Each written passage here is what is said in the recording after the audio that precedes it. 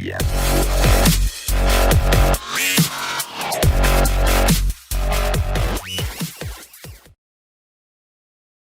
up, Nation? I'm back with my boy, Thunder Dan. Dan, what's going on? How's your night so far tonight with this late? Not bad, man. Just got a lot of bats going. It was tough to find any good arms tonight. A couple guys let me down, but we'll probably be all right. One bad night will not, hurt a good week, or actually a good solid first 2 weeks for us. Yeah, definitely. For me, for sure, on DK especially. But yeah, man, it's a good looking slate tomorrow. Like you and I were just talking pre-show. Like there's a ton of good spots here for bats and arms. Like a lot of tonight studs, cores. Yeah, right. I like it a lot. I'm looking forward to getting into it here. For sure. You watching this college game at all? You a college guy? Yeah, it's down to a minute left, and well, I'm not a college guy, but I'm a betting guy, so I have a little interest in the Texas Tech Red Raiders coming back here. They got the ball. They're down one, a minute to go, so I'll have one eye on that. But I'm ready to dive into some MLB, man. Start us off, brother. Take us up top. Yeah, I love the format we had last week. We're just gonna keep going with that, I think, and talk. So pitchers. Exactly that. We'll talk about pitchers and like we'll intertwine. Like talking about the pitchers, of course, kind of talks about the offenses within themselves too. So right. We'll hit on offense while we're going with pitchers.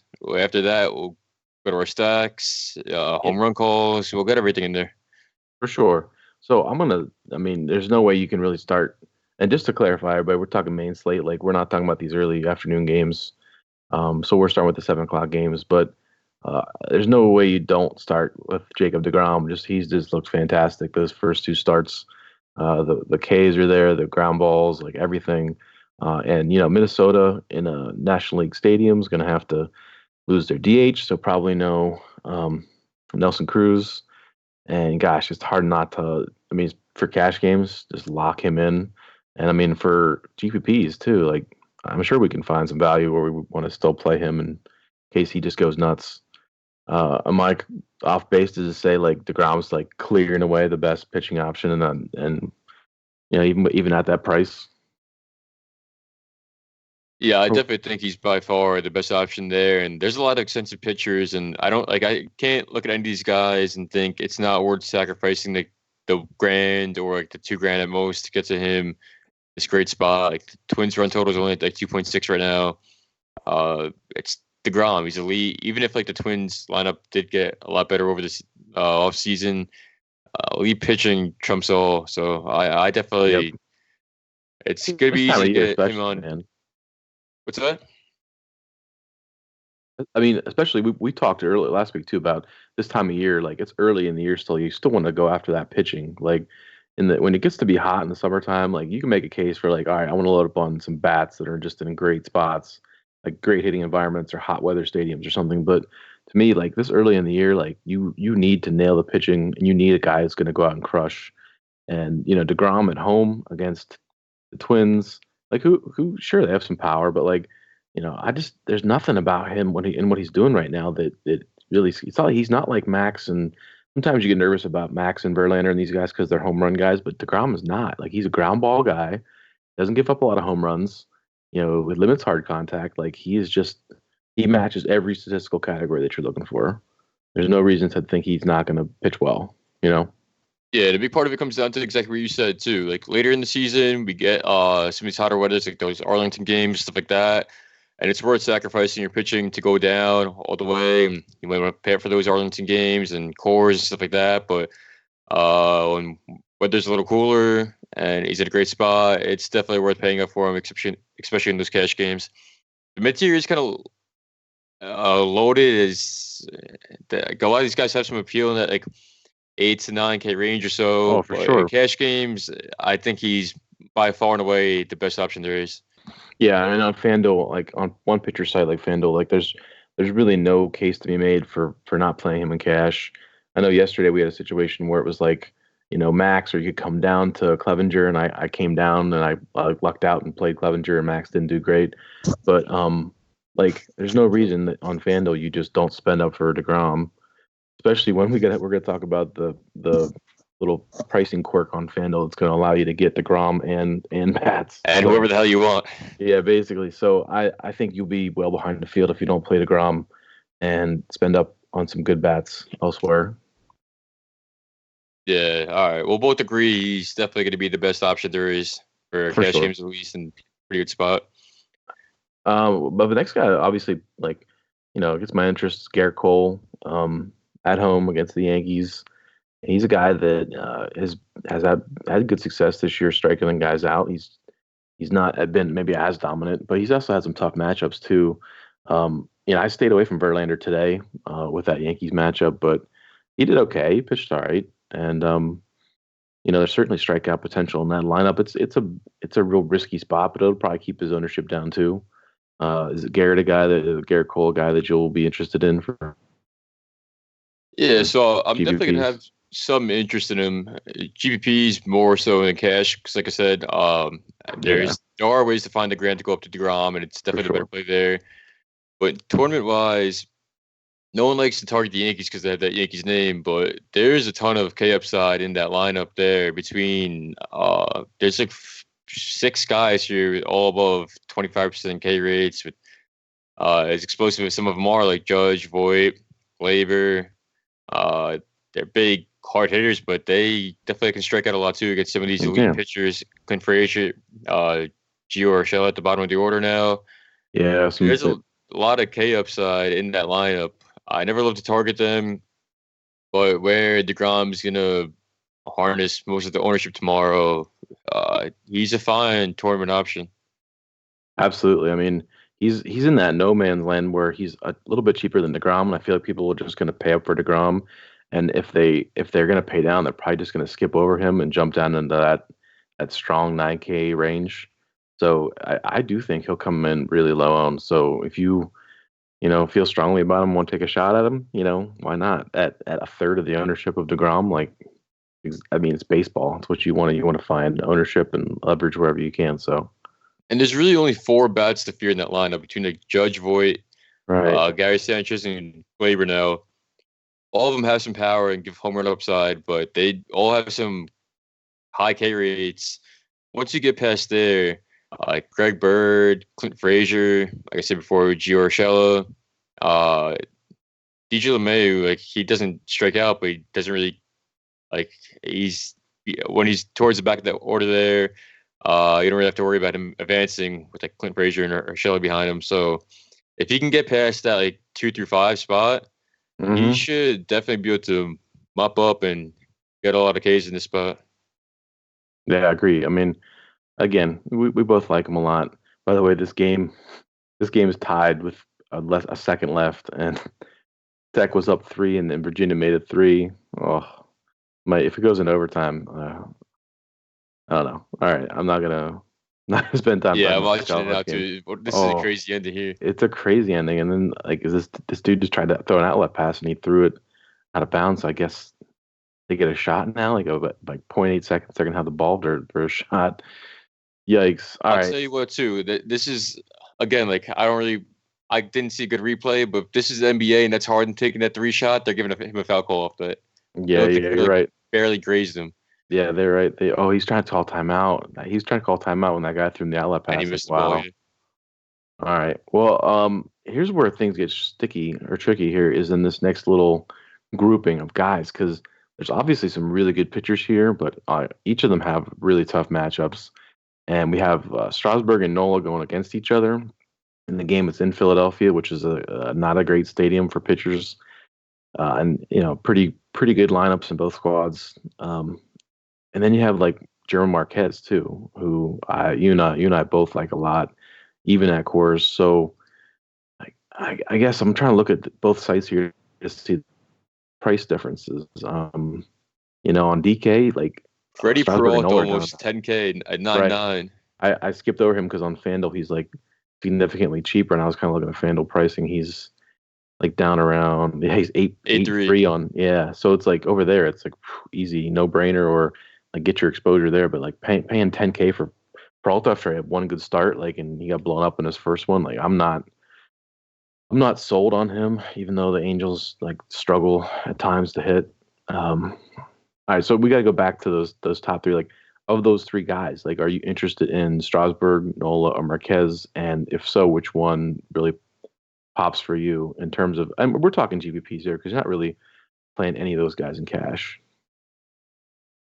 So I guess for Strasburg, they all have some interest just because they're all talent on them. Right. Uh, who I want to pick on the most out of them? It's probably gonna be. I'd rather play Noel. I think that's kind of tough right now to say, but He's just got. I mean, here's the thing with Nola. I would say the same thing. Like you think Washington's the weakest of those three offenses to pick on, but he also has just not fared well against them in his career. And I know, we'd hate to do like career stats and all that stuff. He just doesn't pitch that well against when he doesn't have of the three guys the best strikeout stuff. Like he's more like a ground ball guy, and I'm sure he's got decent strikeout stuff too. But Strasburg is a guy who against that high powered Philly offense has a ton of K upside, even if he does give up a home like a solo shot to, Herrera or Harper or someone. So I'm torn. I actually like Marquez the most, only because I'm a like Marquez truther. I really do think he's like the dude who like is like one of the next really good pitchers out there. And I know it's in Coors, and I know I got burned with Kyle Freeland today, but he's a righty going up against the Braves, and lefties. They tend to hit lefties better, and he only has to face Freddie and Markakis from that side, and I guess at leadoff hitter and Inciarte too. But I don't know. Talk to me about Marquez. I mean, are you willing to A, pay that much for a course pitcher, or B, like, do you really think he can like pull it off against a good lineup like that? so do I want to play him? No, because I always try to avoid pitchers and cores, but I guess that's the reason to play him. I'm a big MME guy, and when I know no one else likes to target pitchers and cores, that's kind of when I want to jump ship and play him because the low ownership and the upside he does have. Where, like you said, I He's a ground ball guy. That's my thing. Like, if he didn't profile so well as far as like what his stuff and his ability to strike outs and ground balls and just dominate right hand hitters, I would not have the interest I have. But obviously, you're in Coors and you got Freddie Freeman in that lineup, and obviously Acuna like hits everybody regardless of righty lefty. Like it's a volatile spot. It just like you said, it'll be. I don't know how many times last year I played that guy at Coors at sub I'm five always percent ownership. pitching. I am playing cores pitchers just because no one plays and like, and you don't have to go super overweight to be fine with them. Like if Yeah, they're gonna come in at like 3 to 5% owned, like you give them that 5% exposure and like right. they don't murder all your lineups if you play them and they do bad. But if they go off, like you're only versing so much of the field at that point. Yeah, I mean, at 8-8 on DK, like, you could pair him with another one of these guys in this 8 to 9K range and still like fit some decent bats. Like that's one strategy I like to do on DK too. Instead of going like a stud and a real cheap SB2, like pay up for two guys that are in that tweener 8 to 9K range, and you're still only in that like 17, 18K, spending on pitching where you can get like 4K a bat.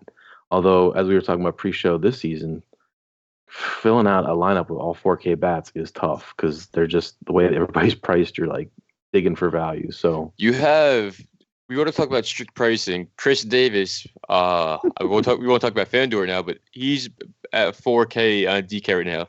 Like if they're pricing him at 4K, that just proves how tight the pricing really is this year. Like, we're struggling to yeah, find people who are like 3K or so. Like I remember last year there was easy value that always opened up between like 2.8 to like three yeah. two, and it was never a problem fitting whatever bats you really wanted to for the most part. But I this just year, don't. like if you're paying up a pitcher, you struggle to really get all the bats in you want.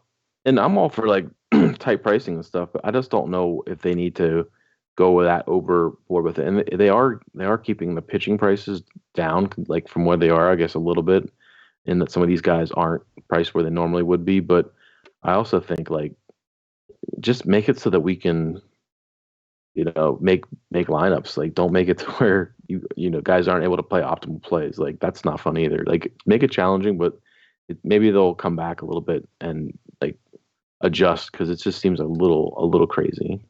Yeah, and even all the bottom of the order guys, like you used to be able to take like if you Right. liked one lineup, you used to be able to take the wraparound stacks and get them relatively cheap.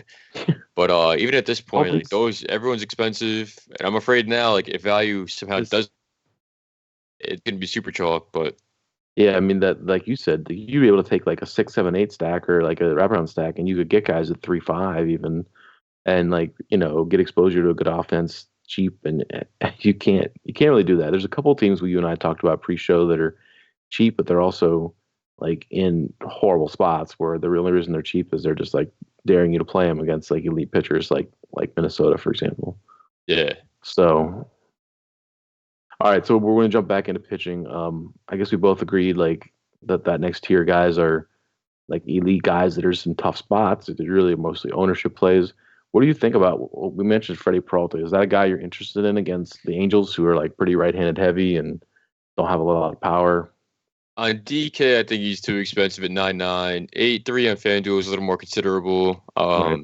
He's a big GPP play. It's funny because everyone hyped him up for his first game coming into the season. All the upside in the Blown up. world, and he got shelled. And then after that game, everyone, all the truthers came out. Was like, "I told you so."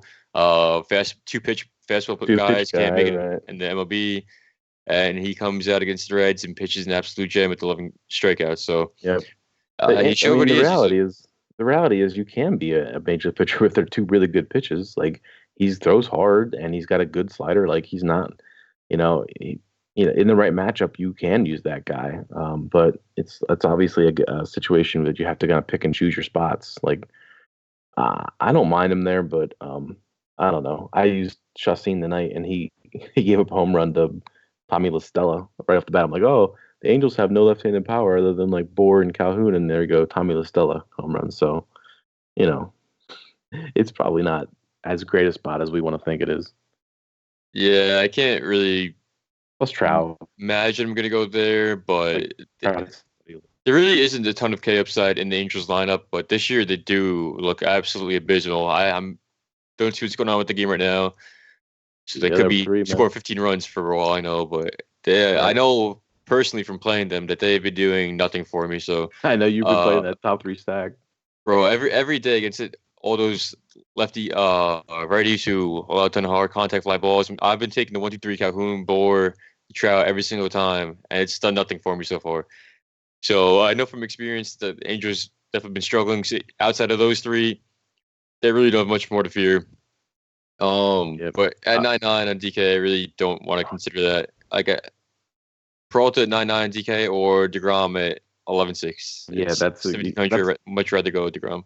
Yeah, that's the answer. For me, the top 5 pitchers, when you're looking at DK, like there's really no reason you could justify paying down from DeGrom for any of those guys other than ownership and GPP like appeal, and just hope that DeGrom isn't lights out. Like he's gonna be good. You just hope that he doesn't score 40 DK and just gets 28 or something, and doesn't, pay off point per dollar. But the next guy I'm looking at is your boy Joey Lucchesi, whatever, from the Padres, who gets to pick on the Giants and has looked pretty good in his first 2 starts. Like the knock on him with last year was like he would only go 5 innings like ever, and now he's gone 6 innings in his first 2 starts. Look pretty good. Had some good Ks, and then has a good matchup again tomorrow. What do you think about Joey? Yeah, I like him. I mean, the Giants haven't been great. He struggles against some righties, but like their main three guys to fear right now, outside of like contact hitter Posey, are all lefties at the top of the order there. So uh, I don't love him because the price tag again. Like it's so hard for me to want to pay 8.6 in FanDuel, 9.2 in DK for him. Yeah, Where I think that 8K to like 10K is loaded with other guys. Like I get it. Like Nolan Strasburg aren't in the same matchup against like the Giants, but uh, they're both raw talent wise. Like they're both obviously much better pitchers than him. And like even Oh, for going up, sure. rather go DeGrom or rather go even down and take a shot on like Greinke or Herman in course. So he has some merit. I think he's safe. I don't think he can really get blown up here by the Giants unless he gets like babbited to death. But I can't imagine I'm going to play him a lot. Yeah, man, I'm with you on there. It's the matchup is priced in there. If he'd been coming off a bad start or something, or it was in a different matchup, he would be cheaper and he'd be more appealing. But like he's almost, I want to say, priced at his ceiling to where he's like a cash player maybe instead of a GPP play because he's not gonna go crazy at that price. Oh God, Texas Tech's down two with the ball, a minute left. I'm just like, this game's killing me. All right, so if you're not really into Joey, like this next range is like tricky. I feel like it's probably the key to the slate because, like we said, it's pretty much common knowledge that Grom's the pay up, but like, who is the elite, like mid-tier guy who really could go for 25 to 30 DK points in this range? You mentioned Greinke. It's at home. It gets Texas, which we know can whiff a lot, but it's also they have a ton of power. Um, he looked great last start, like 10Ks. Like, is Greinke a guy you're gonna have interest in at 8-9 on DK? Yeah, I definitely like to strike out upside in that lineup of Texas. While again, like you always have to consider the lefty power guys there, but I think out of the mid range, he's gonna be one of my more favorite options. Like, I definitely prefer him over Lucchesi. So Yeah, I mean, I do too. I mean, I like him a lot. He just said like the Dodgers just own him. That first start, people were down on him, like, oh, his velocity's down, or he's just not that good anymore. And he's just got a bad matchup with all his lefties. Um, I do like him here. It's a boom bust spot though, because he could easily get hammered too. Like, but we're talking GPP plays like these. There's no one here that's that safe in this range. yeah, like I don't even mind like in tournaments. So you can take a couple shots on some of these guys if you don't mind going to like Greinke, and then even like going all the way down to like ground ball, Brett Anderson, against the Orioles. Right Don't now, you like him or you don't I like him? no, Yeah, I used him that one time against LA, and yeah, he smashed. And then last week, everyone was we were talking about him. He was on like a day slate, and it was the Red Sox, and I was like, this is the worst spot in the world. Well, I don't want to play Brett Anderson. And then I played him, and he didn't pitch horrible. Like he went like 5 innings and got the win, but like gave up like 4 runs, like one strike. Like he got gutted the win out and barely made any points. But uh, I mean, Baltimore was smashing the ball tonight and is loaded with right-handed hitters. Like, I don't know if I can get on board with Brett Anderson at Camden Yards tomorrow for 8K. Like, if he was 6K, like maybe okay, but that's crazy that price. yeah. I'm just really Like, I I don't don't. know. My other boy there, Marco. Like, I love Marco, and I talked him up all last week, and he went out and pitched 8 innings and had a great game. And but then now he's going to Kansas City, and he's got to face again like a bunch of like good like contact hitters like Merrifield and like Power of Soler, and like I don't love that spot or that price for Marco either. Like, these guys are just, if they were value plays at 6K, like sure, but like they're priced to where you're like they better pitch well or else you're gonna be screwed. Yeah, Marco I don't really like now, especially like he struggles giving up a lot of hard contact to lefties too. Doesn't really strike me out at all. Like Yeah, and you Mondesi, got Gordon and Gordon, yeah, Soler, O'Hearn. Soler's ready, but O'Hearn, like some of these guys are all hard hitters, and I really don't like picking on the Royals like a lot of people do. Like with Uh-uh. Merrifield and Mondesi in the top of the lineup, like some of these guys do have a lot of hard contact behind them. Like they're both capable of stealing some bases, and if you get the walk singled and steal second or so, like they're already in scoring position. Like already puts your pitcher at risk if you don't love them. So Yeah, I don't like that spot at all either for them for either what guys in that game.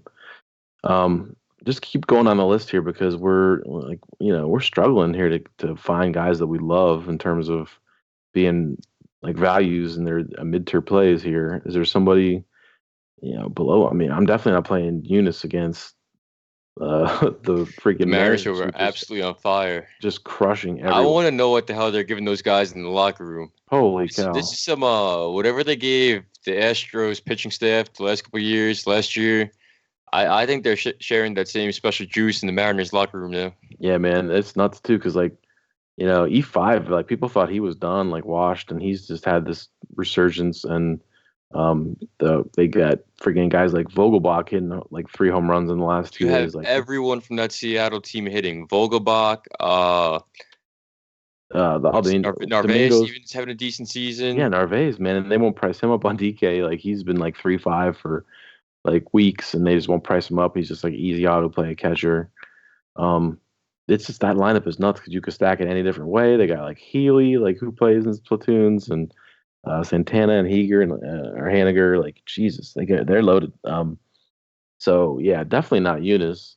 And I'm not taking the Yankees kid against Houston. Like I really don't care for how do you say his name? Waiska. Whatever the hell it is. I'm not playing him. Virginia's gonna fucking win. Oh damn it! All right, moving on.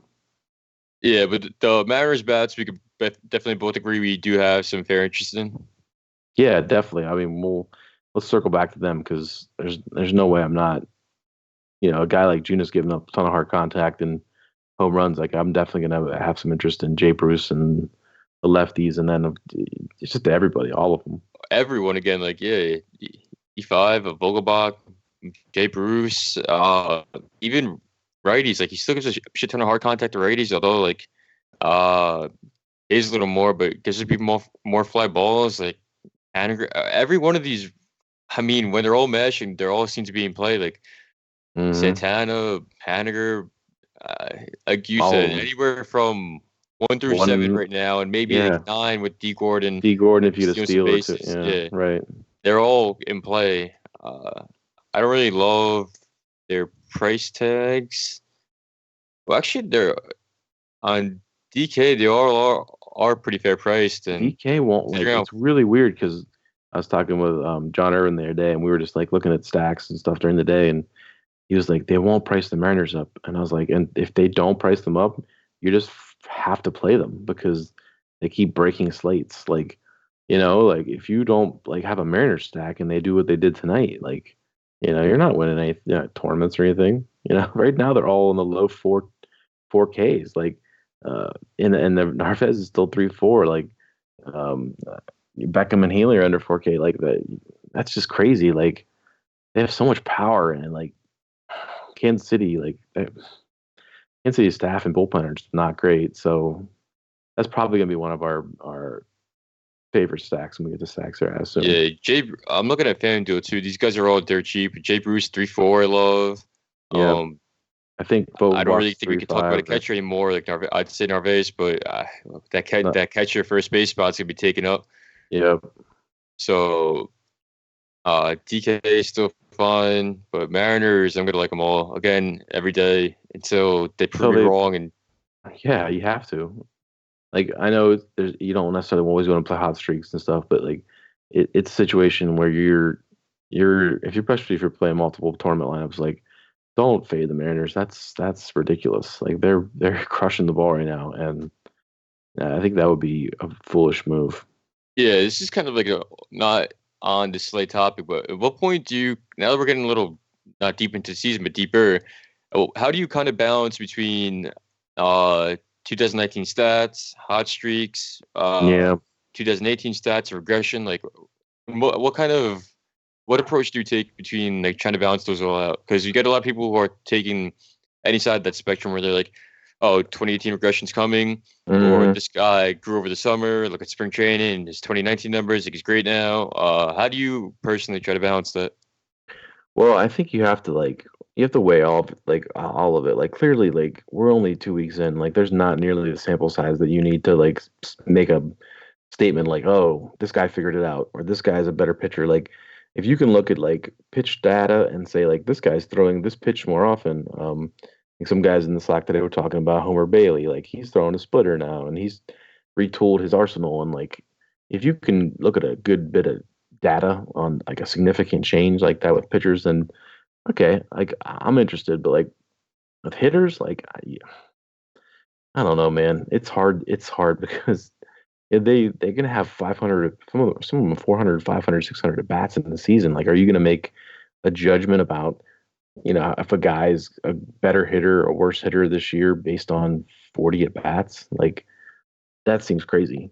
Um, some of these guys just start off in awesome matchups, or like had played teams where they had terrible rotations and stuff, or had hard matchups. Like, I think you have to stay on the bigger sample size with last year's data, and incorporate, hot teams and stuff in your process. But like you said, it's dangerous to just go, all right, like 2 weeks in, like we know that this team is good. We know this team is just like hits lefties now, or whatever assumption you want to make. Like, it's probably dangerous to do that at this point. Yeah, and I try to balance that by like in cash games. I'll play those guys, the Mariners and the hot streaks, Right. and the pitchers who look better and who kind of have numbers backing it. And then in tournaments, like if I see a lot of ownership going through those hot guys where I think they're due for a little bit of regression, that's when I'll try to take a cut back and hedge myself with some lower ownership on them. But it's Classic tough. case would be like the perfect case is like the Astros. Like, Astros weren't doing anything for the first part of the season. I was even picking on them with pitchers, and then I like went one day too long, and I used that one Oakland dude, Brooks, against them, and they made him pay. Like, they just exposed him. He was really like a AAA arm, and they just hammered him. And then of course they just crushed Fires the next day. Like, they're a good offense. Like, they were not going to suck forever. Like, they have really good hitters like Bregman and Correa and Altuve and Springer, and now Brantley's in there. Like, of course they were going to like have some positive regression. Like, that was a no brainer. Um, but yeah, like you said, you have to weigh both. Like, you can, the Rockies are another example. Like, they've not done anything this year, but like, are you gonna just tell me that like those guys don't know how to hit anymore? Like, or that they're not going to be good, or they're not going to put up a 15-run game of Coors this season? Like, of course they are. You want to be on it when it happens. Yeah, I think it's a big part of that's not even the baseball thing, any kind of DFS thing where you want to be ahead of the field, not play it with the field and beyond Right. it. You kind of want to be one step ahead of the game and catch the guys at lower ownership or anything like that. But we'll head right back into the slate. I think some talk like that's good sometimes, but I love it. It's like the game stuff. Like, you have to like. I know our listeners and members and the nation too. Like, they like when we get into that. It's like next level stuff. There's another guy who, like, I had this like string of really good pitching calls in the last week or two, where I had like Brett Anderson, low ownership, like Marco Gonzalez, and then Mike Minor.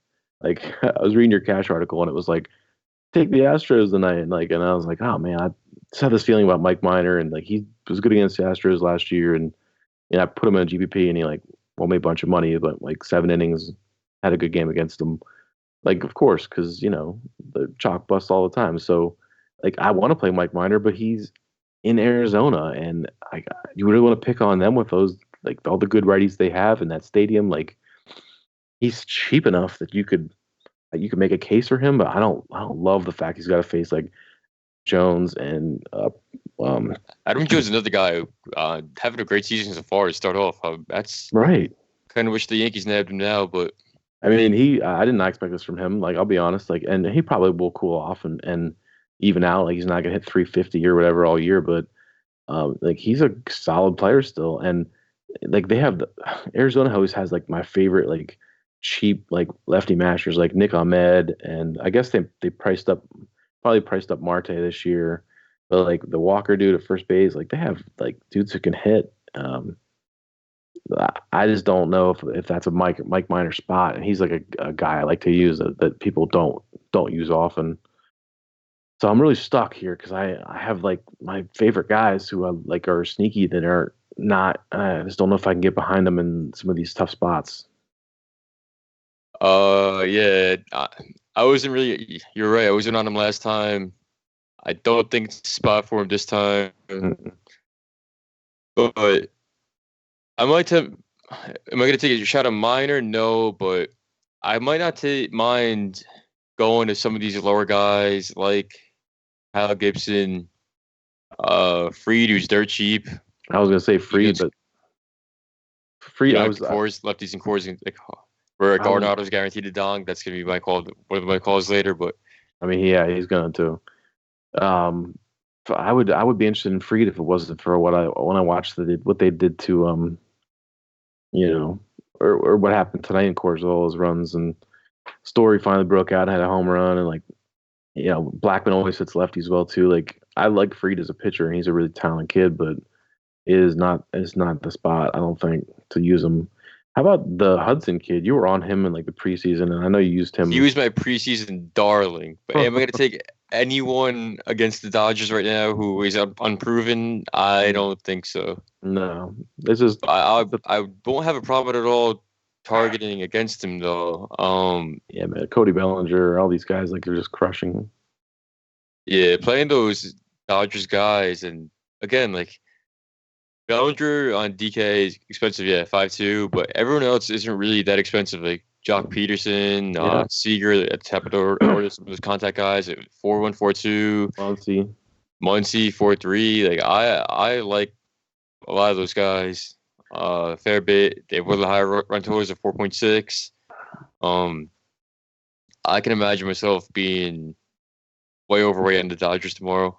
Yeah, I have to keep playing the Dodgers against righties. I played them tonight, and they didn't do great, but like they did okay. Just I'm struggling to find like a cheap SP2 here. Like every one of these guys that we throw out there, we shoot the spot down. Like it's just not the spot for him. Like even Kyle Gibson, like Kyle Derek Gibson, Holland, I'm looking at a little bit. I don't love him, but where he's super cheap and Matt he only Harvey. got 3.9 run total against the Padres. Oh no, okay, Derek Holland. Yeah, Derek Holland, I mean, he's one guy I want to got to consider too if you want to go all the way down and try to pair him up with someone a little more expensive. Padres Yeah, really haven't been anything to be afraid of so far. they have. I mean, he pitched against them already once. I think he was like okay. I don't think he got crushed, but he didn't. He definitely didn't pitch great either. Like, yeah, I just feel like San Diego has like a. I stacked them again tonight against Mad Bum because I just feel like they have a big game coming. Like we know these guys mash lefties like Renfro and Franmil and Manny and like Will Myers. Like the 1 through 5, like those guys are all really good. Like right-handed hit batters. Like I don't know, man. Like even Derek Holland. Like if I can get behind, I don't know. What about Matt Harvey? He's their last option here.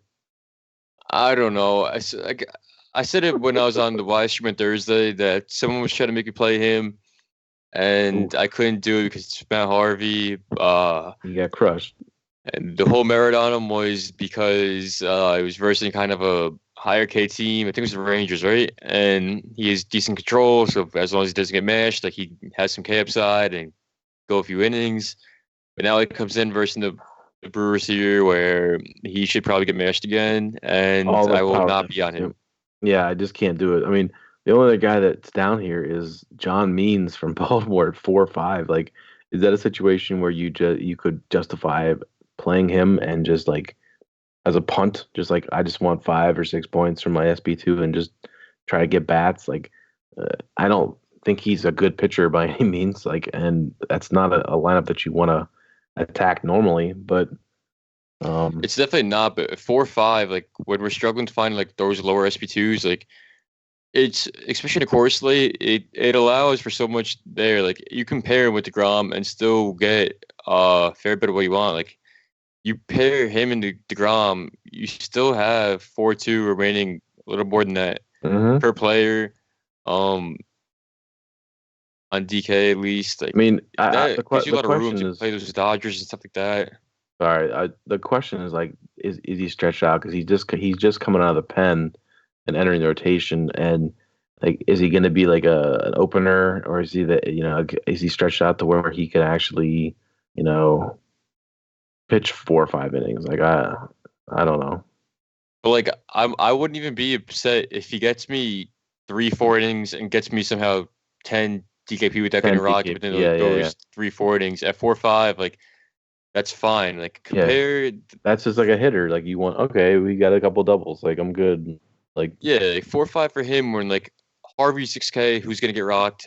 Um, some of those other pitchers are like 6 to 7K and like are should that's a get huge rocked, saving. and he's four Right. five. Like he's a lot of salary relief, so I So don't think I would mind playing him. at the end of the day, we basically have so far said play guys 8K and Let's go above, through who and we do like because we are definitely struggling to say like I like this guy because I the only guy I've said I think who I definitely like has been DeGrom. Who on yeah, this list of players, a long list because we got 20 pitchers here, 10 games.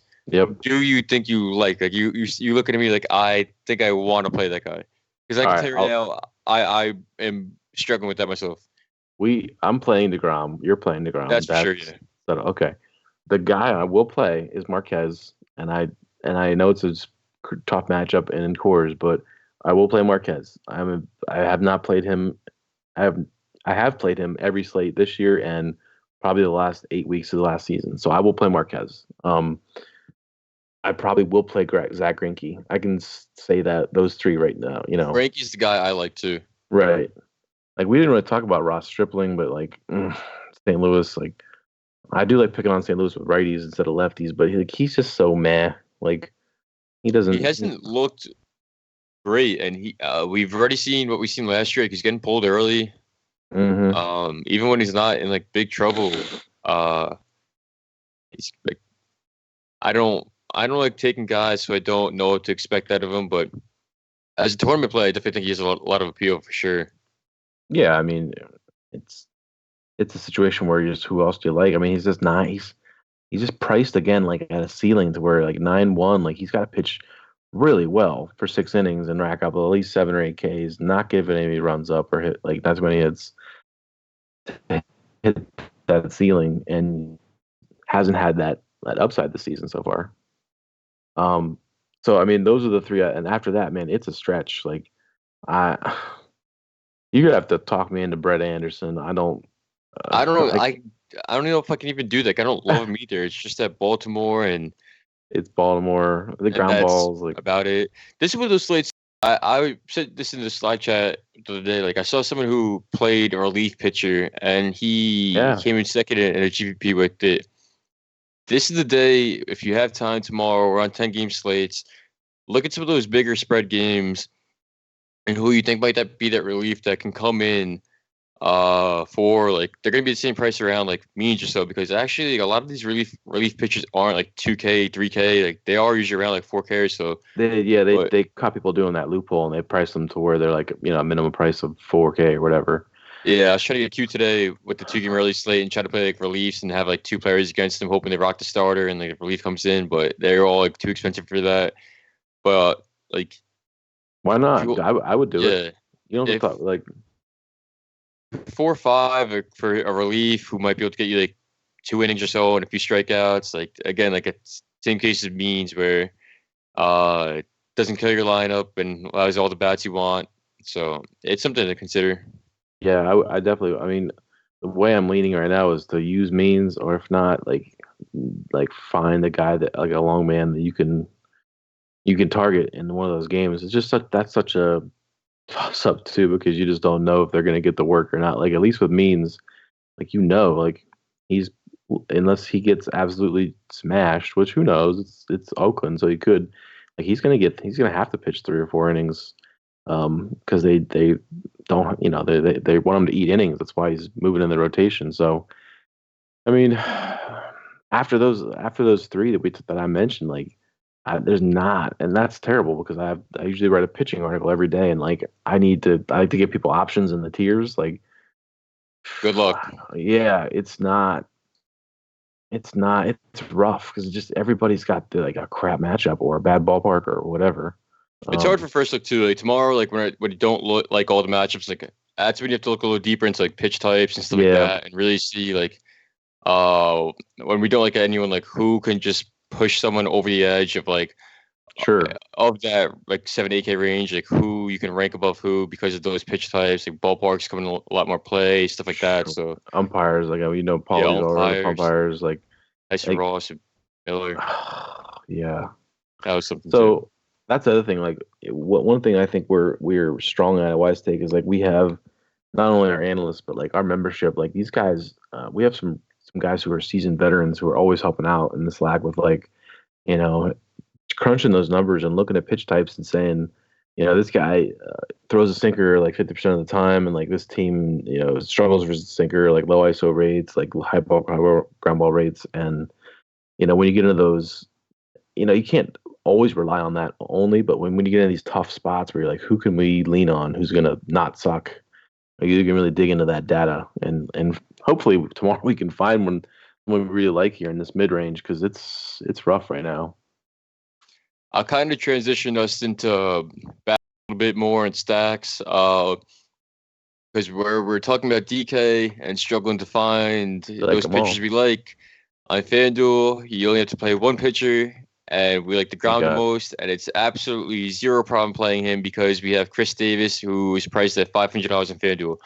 Yes. We can both agree, like, he's a free square there. Like, you don't have to debate that. No, my debate for you is, and for game theory purposes, like, it's a situation where obviously in cash you just lock it and go. If you're running GPPs, and I know you don't typically MME on FanDuel that much, but let's just say somebody is MMEing, like, do you try to match the field, or do you gonna like go underweight or like fade? I can't imagine myself not playing him 100%. On FanDuel too, with the utility spot, it's not like, so if they didn't have the utility and it was just like the catcher first base, then like maybe you can consider like not playing him just for the raw upside side of some of these guys who maybe if they get like a double dong and you miss out on that just from like a single from Chris Davis at 500 and like the rest of your life off. But when you still have the utility spot and you can really play, like, you're not sacrificing any other catcher or first baseman you like.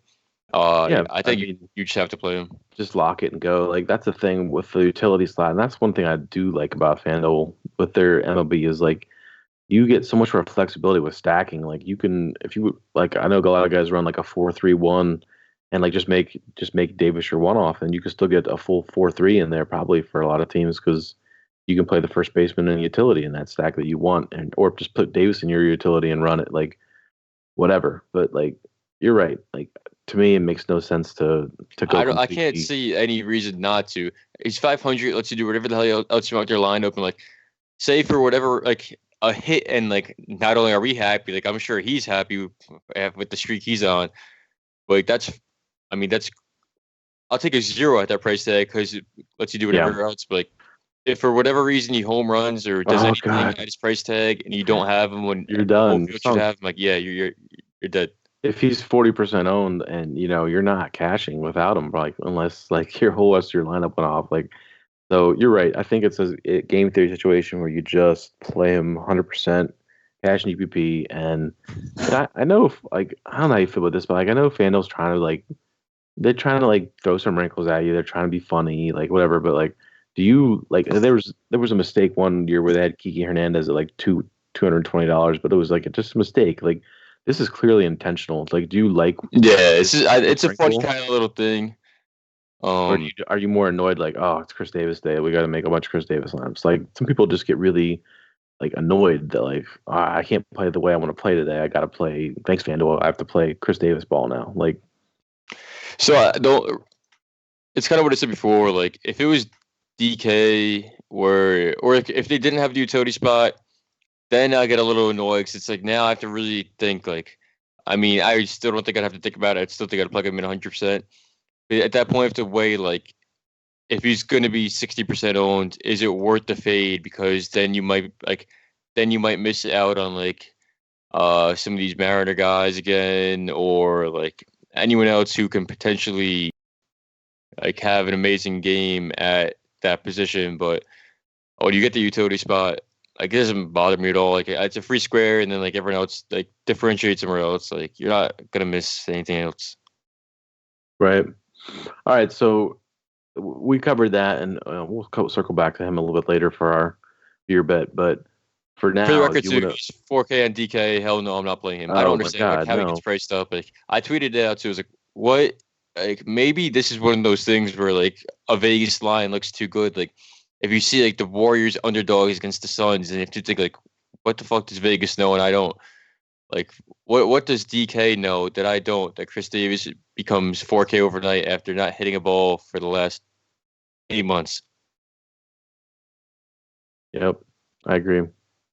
All right, so how do you want to do this next? Do you want to go to like stacks since we kind of made. I mean, we're gonna have a good bunch probably because of the number of pitchers we didn't like. Yeah, we'll go over stacks first. What pops off to you right away? Anything in first look? Yeah. Um. Sorry, John Irvin texted me how to pronounce the pitcher from the Yankees name. Loizaga, right? He has Louis Siga. I don't know. I don't really care. I can tell you that's definitely not. I'm pretty sure. I'm 99% sure it's like Loizaga, but I could. Loizaga. Louis Siga. Whatever. I don't care. I really don't. You're the guy who's like, I struggle with all these baseball pronunciations, and here I am like just butchering it. It's Well, I'm a Yankee been a fan. long day, dude. I have to. You have to. Yeah.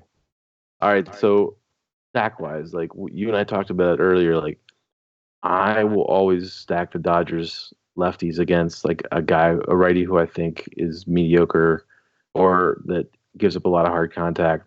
And, Bellinger is 5'2", but like the rest of these guys are fairly priced. What do you do with your Dodger stacks? Do you like to go on consecutive or do you just like going for lefties? Like today, like, Pollock had a big hit. I hate skipping guys like Pollock and Turner, but, you know, obviously you want the lefties here. Like I struggle sometimes with how I want to stack the Dodgers. Me too, especially like. I mean, it's weird. Like almost every team on DK now is. If you look at every team, like every team's priced between like their whole lineup, like between like 3-8 and like 4-2, with like one maybe expensive player. Like we got Bellinger at 5-2. Of course, the lefty's going to take priority for me here, but it all depends. Like price wise, I don't. I'll probably end up under the field on Bellinger, the price tag. So I can imagine myself going like 1-2. 5-6 if I want to throw like Pollock in there Yeah. And try as much as those lefties as I can. You know what sucks about Bellinger is that he used to be first base outfield, and now he's just first base. And you could, for like last year, I would play him in the outfield and basically just play. It's almost like playing an extra first baseman out there, kind of like you can do with Mancini sometimes. Like you can play him at first or outfield. Like it sucks that he's just first base now because you just have so many other first basemen you want to play, and he's obviously a great play too. But that was my first glance was Dodgers. I mean, did you have one that jumped off the page to you? I mean, of course, the Oakland power ratings against Means is going to be interesting too. Well, we like Means. Pick on one of these other guys. Like, I mean, we like Means because the price tag, but you're also picking on the pen too. Like the Orioles pen is trash. Yeah.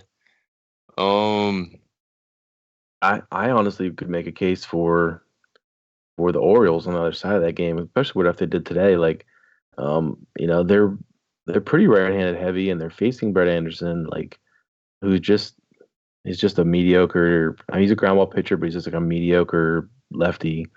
Like Villar's hot. I know he's 4'6", which seems crazy, but I played him in cash today, and he crushed.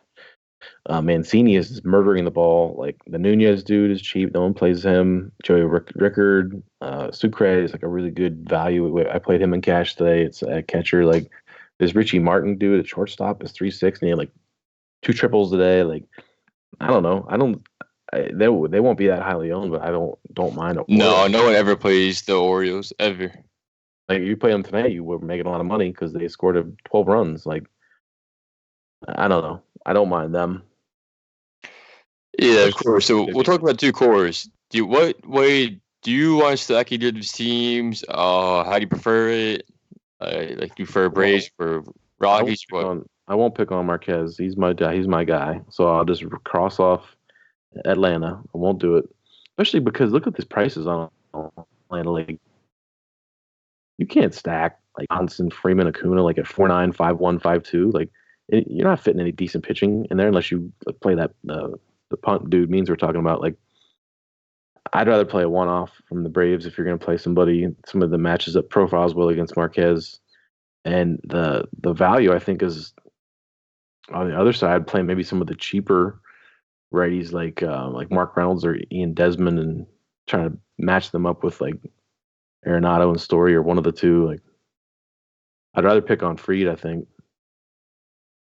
Yeah, of course you'd rather pick on Fried too. The lefty matches like Arenado, Story, but it's gonna be hard to stack him up where like DeGrom is so far and away the better play tomorrow, and like he just takes Yeah. away such a cut of your salary there. On this Uh, big of slate, I like to fade Coors. I'll probably just fade all the Coors bats, to be honest. I and I would play. respect both those pitchers too. And Fried starts and like Marquez, I like them. They're good pitchers Yeah, their run total aren't even that insane. Like for Coors, right? yeah, for cores like 5.8, 5.8, 5.3 isn't anything astronomical when like some of these teams like not in cores have higher run totals like the A's where they're all still relatively cheap, like with the 5.3 run total and like Chapman, even Crush, like they're all still like fair price and outside of cores where like they're not gonna get the ownership of course too. So I don't mind going to them. The Mets stack is one of the cheaper ones where one of the guys I like playing a lot who no one else rarely does because he's toward the bottom of the order is Ahmed Rosario. If he gets on, he's stealing bags, and I like guys who like don't need the home run or like big hits to really make value. Like if he gets a single, he steals a base, like gets a walk and another at bat, like he did enough for you. That's fine. So Yeah. even like but Nimmo, Conforto, Cano's under 4K. Yeah, Cano's way too cheap. Like he's been Yeah. cheap all year on DK. Like I guess he's been he didn't start super hot other than that opening day home run. Like, but the Mets are a great stack. Like Kyle Gibson is just man. Like he's really not. He's a very average pitcher in every way. So I don't mind the Mets at all. Are we looking at? I don't really want to pick. Like I don't love Strasburg Noel, but I don't want to pick on him either. Are we looking at? There's someone else we really wanted to pick. Oh, like the Mariners. Like we already talked about them. Like stack the Mariners at those prices. Just do it. Like especially it seems dumb to not have at least one Mariner stack if you're playing more than one lineup. Yeah, for sure. And I think people are starting to learn that a little bit.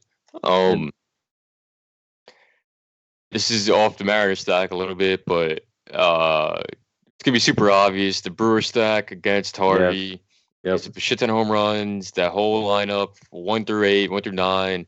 And the only guy that's priced high is Yelich at 5.3. Like the rest of them are 5, like 4.1, 4.2, 4.3. Kane, Braun, Shaw, Moose. Yeah, Moose, Grandal, catcher where no one likes playing the catchers. Like they're all fair priced, and you always want to target against Harvey too. So I like the Brewers there. Yeah, I do like the Brew Crew. The one I mentioned earlier, and I hate picking on Mike Minor too much, is the D-backs. They usually lead off Adam Jones against a lefty, and then they have moved Marte up into the 2-hole. They bat Flores third, and like Flores is just like man, whatever. Like he used to be a lefty masher, now he's not really anymore. But then my favorite spot to go is like 5 through 8, like Walker, Escobar, Ahmed, and then Murphy is 3-4 at catcher. And like I told you that one week, 2 weeks ago, I left Murphy out of my stack, and it cost me a couple $100. I came in second place instead of first place in one of those GPPs on DraftKings, and I was just kicking myself because I was obsessed with Narvaez. So I like that bottom of the order, like D-bag stack too against the lefty. I don't mind that.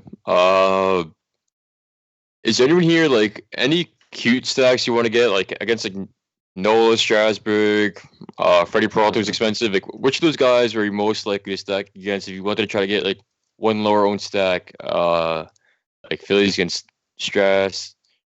Man, Nats against Nola. that has been good this year. Like Nats against Nola. I'd have to look at the pitch. Like that's where you have to like.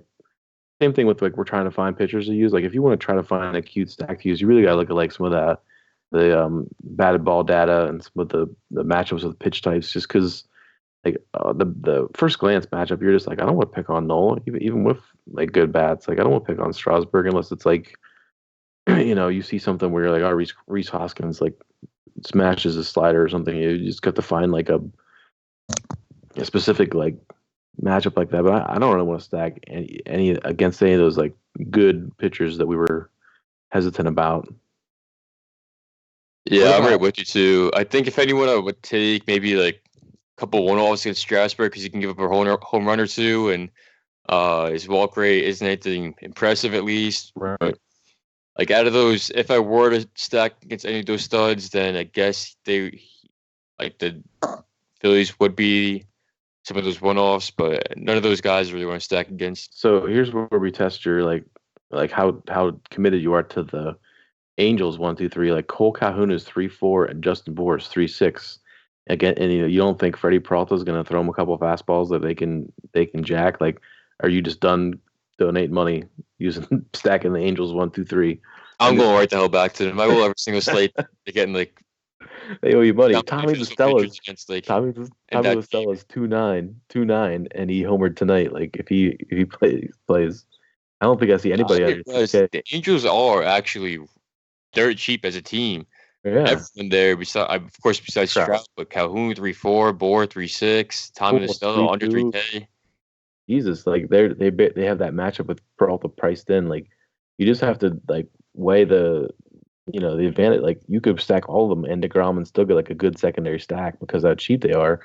And if Peralta doesn't have his best stuff and is just leaving the ball with the plate, like you're gonna get a couple of home runs. Like he gives up a ton of like fly balls and home runs. He gives him a ton of hard contact, fly balls to lefties. Mm-hmm. His carry takes a little bit of a dip and walks a shit ton of lefties. Like there's potential in that lineup when they're that cheap. Um, if any of those guys, like Calhoun and Bohr, like I've been picking on the whole damn season, and I complained about it earlier, but when they're that cheap, I will go right the hell back to them. It's just They both price hit, enforcement, right?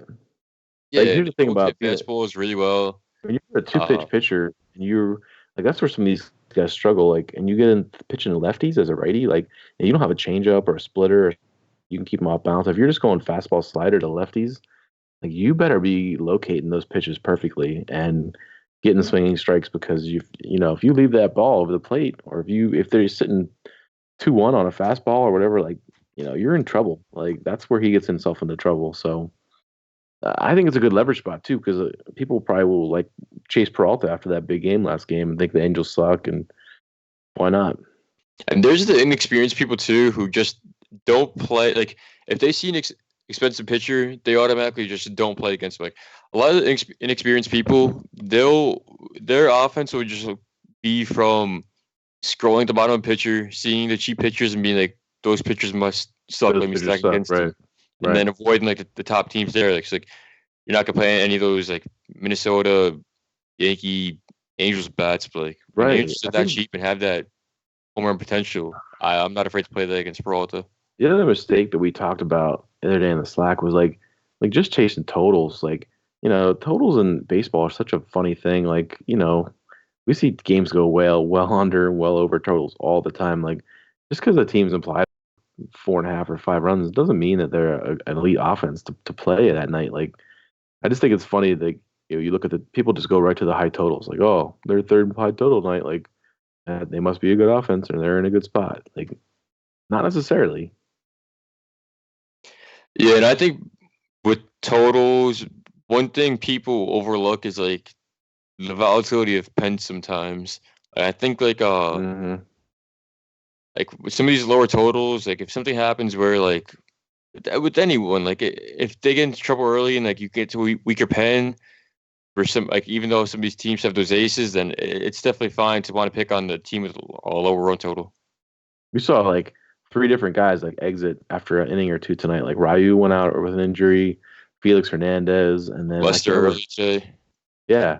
So Lester earlier, like you just don't know. Like if a team has it turns into a bullpen game, and they're not putting their top end guys out there in the third inning. They're putting out the long guy, and they're putting out their seventh inning guy like get forced in the fifth. Like so, I think bullpen's is a great topic to bring up, and I know we have some bullpen data on. Uh, Taking I'll see some stuff up the other day. That's another thing we need to look at as we get deeper into the season. Like, what are some of these bullpens like? Which bullpens get overworked? Which ones don't? Like, I love picking on bullpens when we start getting a little deeper into the season. Yeah, I'm the same way too. I think it's something a lot of people don't really look at, but For sure. it could be a big deal, especially tomorrow too, when like if you're struggling with a lot of those pitchers, like the bullpen behind you can push you over the edge for some guys. Sure. All right.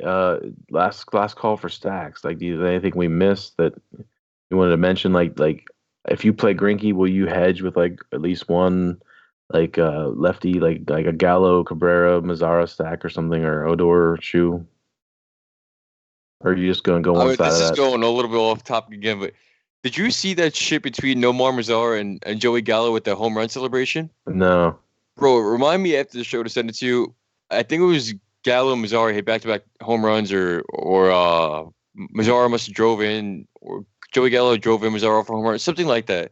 It was something wild, and their home run celebration, bro, was they literally just stood at home plate. They did like one of those dap ups, some fancy celebration, and then they just fucking full fist, full hand, Uh, handful, roped each other. I gotta find that video for you. It's I it's the did see most someone in wild thing in Slack the world. talking about that. I did see someone talking about, it, but I not watched the video yet.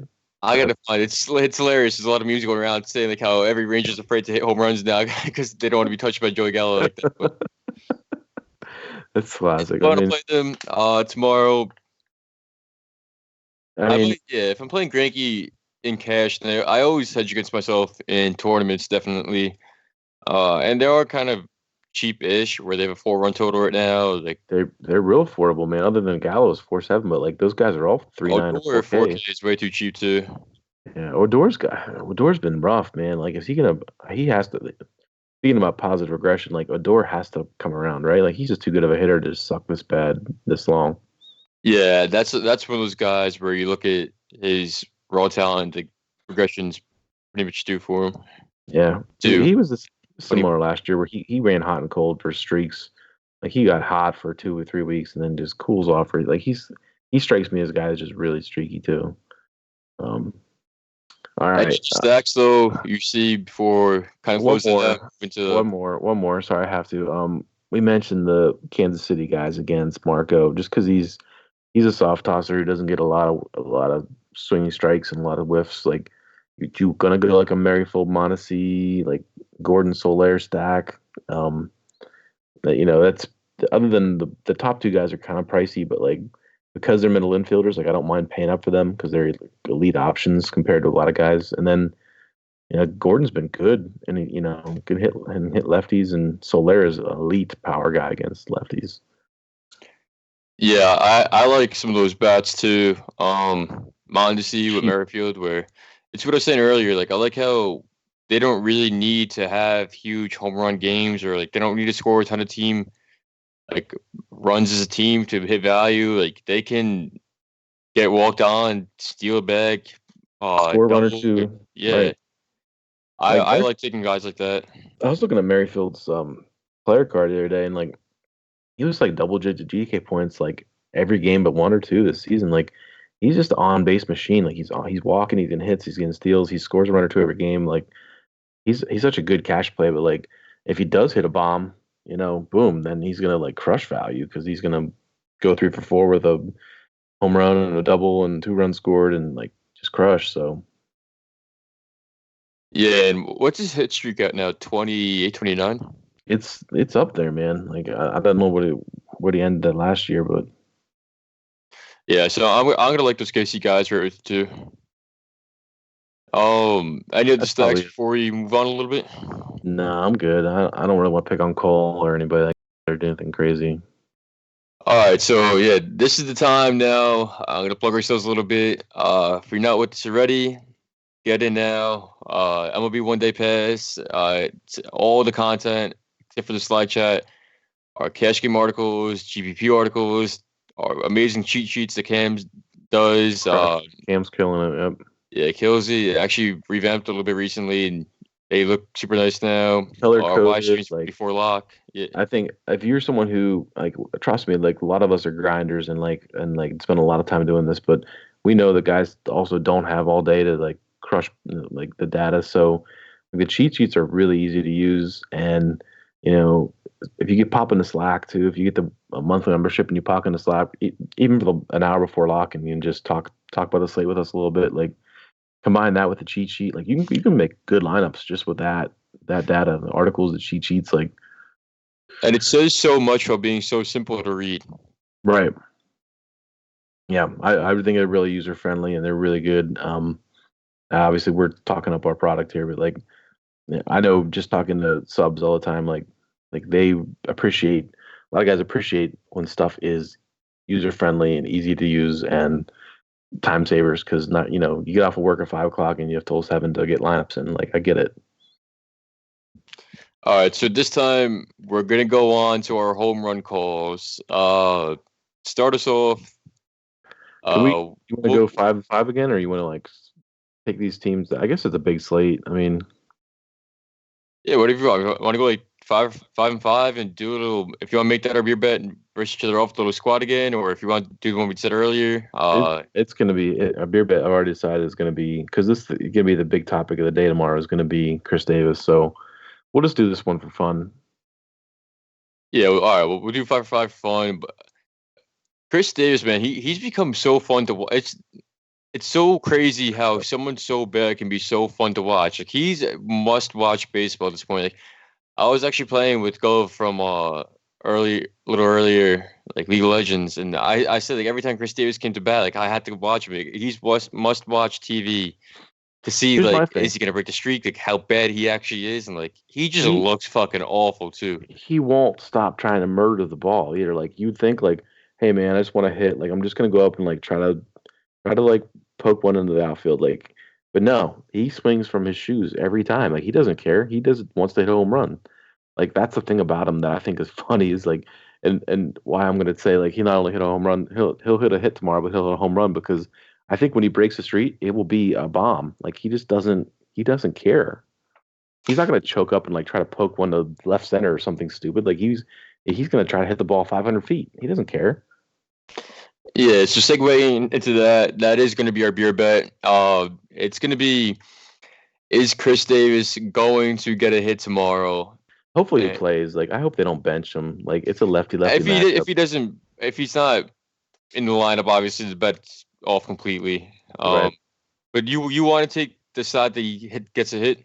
I'll give you Yes. whatever side you want. I'm I gonna want the hit. watch either way. So He's gonna get a hit because nobody thinks he can, and it's a lefty lefty matchup, and it's a soft tossing lefty who's just gonna leave one up or hang a slider, and he's gonna poke one. He's gonna hit a hit and a home run. 1 for 4 with a home run and like 2 pop outs and a strikeout. yeah, 1 for 4, 3 strikeouts, and a home run. Yeah, that's my call. We'll go right into the home run calls now. Yeah, it doesn't count Start as us one of off. my 5 though. That doesn't count as one of my 5. Like I think that's Fair enough. I all think right. that's fair enough. I'm gonna stay on the same team, and I'm gonna go with a red hot Trey Mancini, who's just crushing. I like him to go deep. All right, I'm going to start with a little. It's pretty obvious. Cody Bellinger. Of course, freebie. You can take Cody. That's fine. He's got to cool off eventually. I will take. Let's be another thing in a red hot, like with Jay Bruce from the Seattle Mariners. Yeah, and I'll actually take some of myself, a little bit contrarian too, not too super obvious. It's going to be Arenado. And Coors against Reed, lefty manager. All right, you just going all chalk here. That's fine. You can take all the chalk. That's fine. I'll take. If you're gonna take all the, I better hurry up and take all the obvious plays. I got one line though too. You better take him before I. Oh man, he's not a. I'm torn because I know who it is. All right, I'll take Yelich. That's my guy. I know you All wanted to. I'll just block you. I'll go for. I'm gonna double down on my money tomorrow. I'll take give me the 2-for-1 combo. Give me Bora and Calhoun. God, you just love punishment. Like you're just punishing yourself. Like It's so bad, bro. It really is the worst. Like, and I don't learn. Like, at what point do you step aside and say, "Let me not lose money anymore. This is gonna make me go fucking broke." Or at what point do I say, like, "All right, like if not today, then it has to be tomorrow."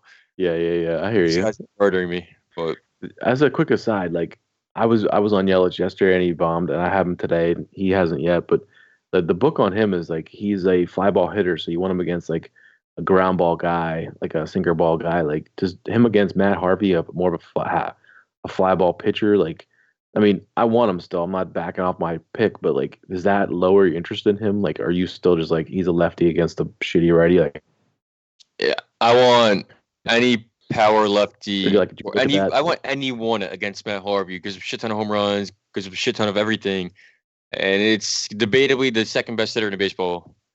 Yeah, I mean he's scorching hot. Right now, so he's scorching hot. I love His him swing is like.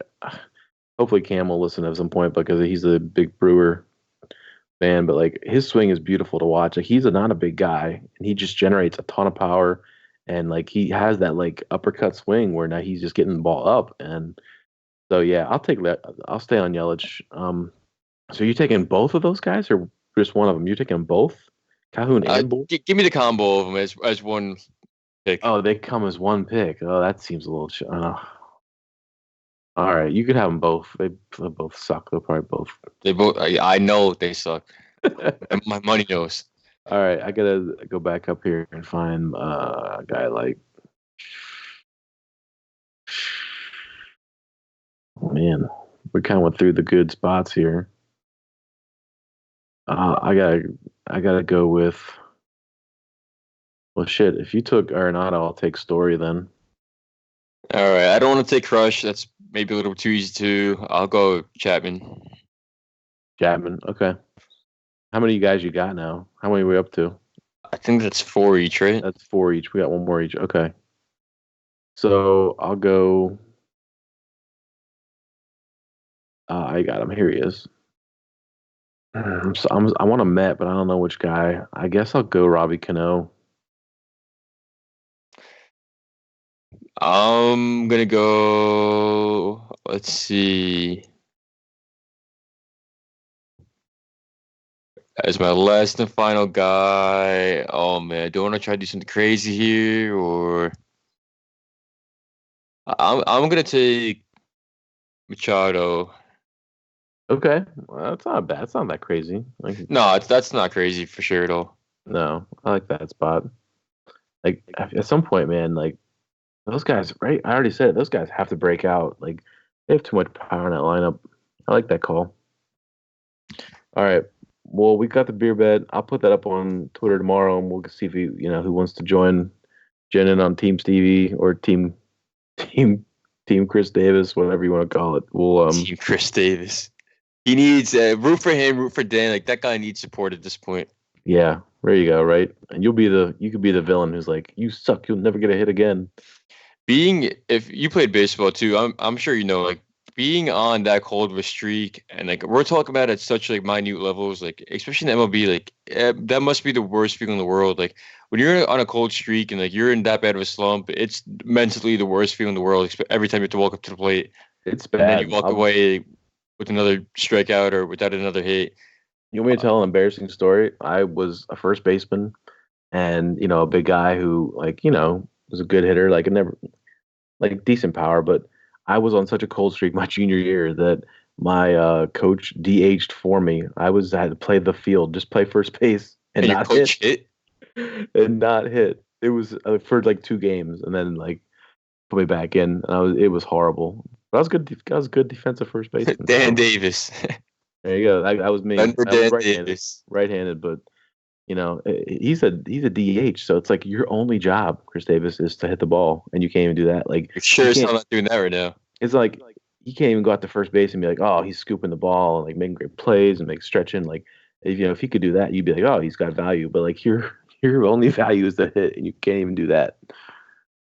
Someone's told me too. I don't know to what extent it's true or not. I don't remember the exact details, but that they wanted to try to buy him out, like paying him $5 million per year going forward to work out something for themselves. Like if I was him, if that's a real thing, fucking take that and run.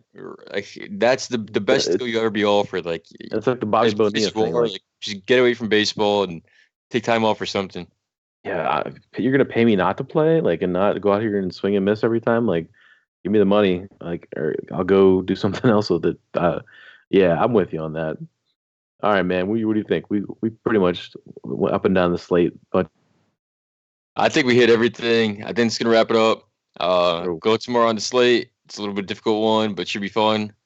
I'm Stevie. It's the kind of one you need to edge. Come check us out. Like we'll be breaking stuff down. We'll find an edge on it one way or the other. All right. That's gonna be it. Later, guys. Peace. Yeah.